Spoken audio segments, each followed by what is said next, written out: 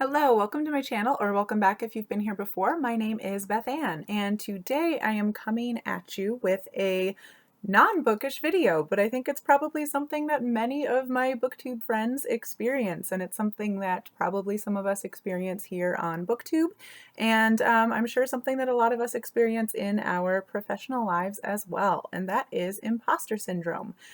So the reason I wanted to just talk about this a little bit was basically just to share an article, but this is the social media I use these days, which means I'm making a video. So a link to the article will be in the description box below, and I'm probably going to just paste some quotations that I particularly wanted to share here in the video. The article is called "Stop Telling Women They Have Imposter Syndrome," and it was published in the Harvard Business Review a month ago, so perhaps some of you have already seen this. And the whole kind of premise of the article is that we may be overusing and maybe misapplying the term imposter syndrome in a way that doesn't really recognize and can even diminish what's really going on. So imposter syndrome is a term that came out of some psychology research in the 1970s, a study which was focused on, quote, high achieving women, unquote. I don't really like that term. And the researchers found that, quote, despite outstanding academic and professional accomplishments, women who experience the imposter phenomenon persist in believing that they are really not bright and have fooled anyone who thinks otherwise. Now, that research conducted in the 1970s was focused on women because women in the workplace was a big deal. And the article goes on to discuss particularly the experiences of women and other people of color, kind of drawing to attention the intersectionality that, of course, we're talking about a lot more now, and that's really important. I could go into a whole other thing about how white women have benefited from affirmative action, and so yeah.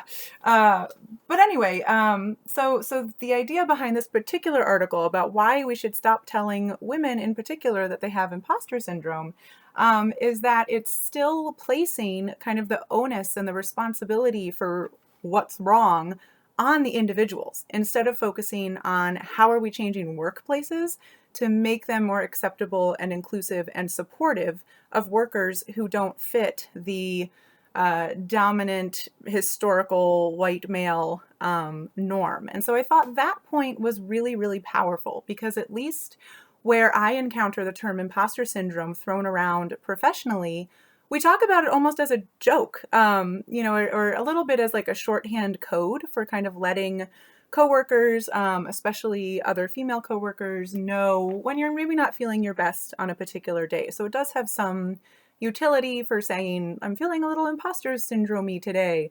But then it's kind of something we all laugh off a little bit because we talk about it as a universal experience. And that comes into play where I've had many of my superiors talk about experiencing imposter syndrome.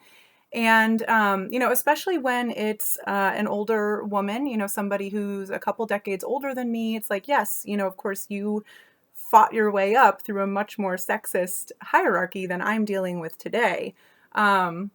But especially when it's a white male supervisor to be saying, oh, I totally get it because I experience imposter syndrome too. And it's like, we are not talking about the same thing. And so what this article is saying, or part of what it's saying, is we need to kind of divorce the particular experiences of feeling like an imposter that women, and in particular women of color and other marginalized identities feel, from just the general anxieties and concerns about your performance that everyone feels.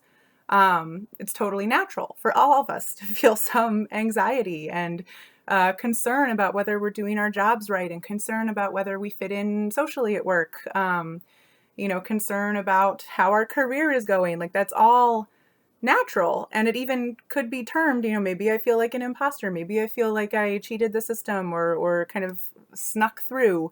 There's a whole range of those feelings that are just normal and part of the human experience. Maybe they shouldn't be, which is the point about changing how workplaces feel. But yeah, for people with privilege, including people like me, and of course, you know, my middle class white male peers, to use that terminology, imposter syndrome, kind of minimizes the very real inequities and structural barriers that a lot of other people face in our profession. And so that's why these authors are saying we should stop using this term as just like a catch-all kind of way of writing off um, these experiences. So the kind of direct quote about that is that imposter syndrome directs our view toward fixing women at work instead of fixing the places where women work. So that point I got at a little bit earlier about we're still putting the responsibility and the burden on individuals instead of thinking about how the workplace could be better for everyone working there. And then an interesting point I thought was, quote, add to that the medical undertone of syndrome, which recalls the female hysteria diagnoses of the 19th century. So just this idea that it's something wrong, that your feelings of anxiety, your need for validation, that you shouldn't be feeling that way, that you should be able to push through it because it's all in your head. At least in my profession, again, that's kind of the way imposter syndrome is used. It's like, oh, well, your brain is trying to trick you. It's like, that may be true. I may be awesome and my brain may be trying to trick me, but that doesn't take away the fact that I don't fit in perfectly in this system that's in place. And we need to think about why that is and how to make it so that more people fit in to our professional systems. And then another quotation that really spoke to me, although feelings of uncertainty are an expected and normal part of professional life, women who experience them are deemed to suffer, emphasis from the authors, from imposter syndrome. If people are suffering from something in your workplace or in your profession, we should be fixing it. And that goes for a whole range of issues that are, of course, far more serious than this issue of imposter syndrome. But like, if somebody is suffering, you should change what you're doing and your culture, your workplace culture, so that they're no longer suffering. That's part of being a good community member.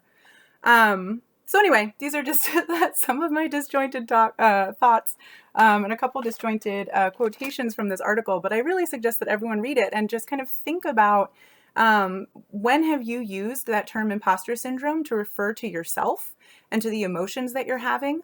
Have you used it in a way where it's really allowing you to examine the external forces that make you feel that way? Or are you using it in kind of the way that I was talking about, where it's used in my profession as a way to write off your own valid experiences and emotions and try to bully yourself into being more confident than you are? And when have you used that term around other people? Because I think I probably use it quite a bit to write off the negative experiences of particularly other women who talk to me about this stuff, where it's like, oh yeah, well, that's just imposter syndrome. You're actually awesome. And I feel that way all the time too. And it's like, that's not the right response.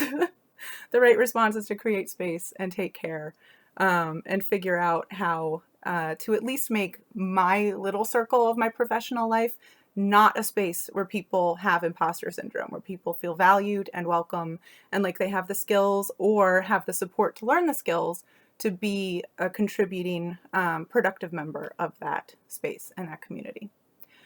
So those are some off the cuff thoughts. I would love to talk more about this because as a scientist, this whole attitude is like very prevalent in my work, in my workplace, in my broader work ecology and system, and I'm sure it is for a lot of people who might watch this video as well in your own professions and circles. So leave a comment if you've got some thoughts, like to talk about this more. I'd definitely love to hear some other opinions, and I'd love to know what you hear about the article if you read it. It is a short one, should be just like a 5-minute read. So that link, again, in the description box below. If you're not yet subscribed to my channel, please go ahead and hit subscribe. I normally talk about books, but I also like to think about this stuff, and it usually works its way into my talk about the books.